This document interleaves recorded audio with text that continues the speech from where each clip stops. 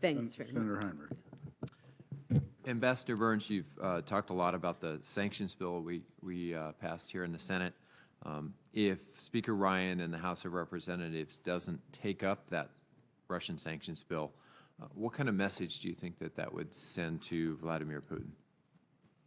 I think a message of weakness, because the Senate, by a huge margin, has teed this up. It's the right thing to do to have a painful type of leverage against the Russians. And if it's diluted in the House, and if the Trump administration encourages the House to do that, which is what one hears, then I think the Russians are going to receive a mixed message here, not a stiff message, which they need to receive. Do you think it will send him, make him more or less likely to interfere in the 2018 and 2020 elections?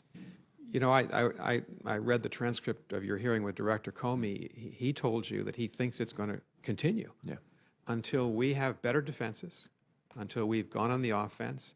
I think that President Trump should consider, maybe Secretary Tillerson should do this, exactly what President Obama did, go to Putin directly, as President Obama did. It was after our election, as Senator Collins pointed out, and just say there are going to be consequences and spell them out.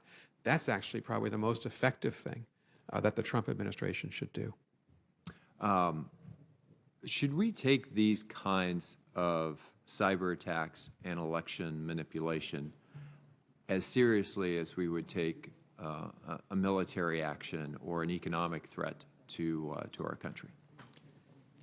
Well, as you know, they're different. Obviously, a military action is immediate, consequential. You have to respond within hours.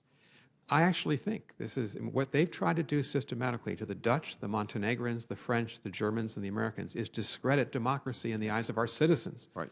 I used the word existential in my testimony. I don't think it was hyperbole. I think it was the right word to use. So I think we need to meet this squarely. And all of us have suggested a multitude of ways that we can do that.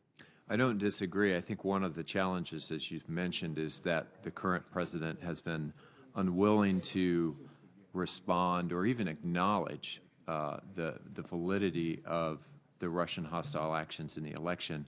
I'm curious what that means for what we as members of the Senate can or should do to advance a conversation with our European allies about sanctions, and I would certainly like your opinion on that, but I would open it to the other members on the panel as well.